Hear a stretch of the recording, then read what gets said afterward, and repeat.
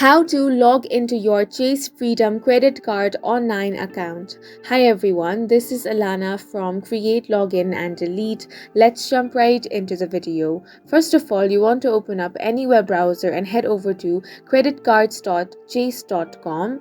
Now on this web page, you want to click on the option of sign in. Once you click on this option, it's going to open up another web page, and here on the sign in portal, enter your username, then enter your password. Check on the box that says remember me if you want your credentials to be remembered and click on the sign in option. Click on this link in case you have forgotten your username or password. Now, once you have been logged into your account, you will be able to access your dashboard. On the dashboard, you will be able to view your credit card balance, recent transactions and statements, rewards and any other account details. If you want to apply for any other credit card, you can simply head over to creditcards.chase.com, then explore the credit card that you want to apply for. After that, click on the Apply Now option.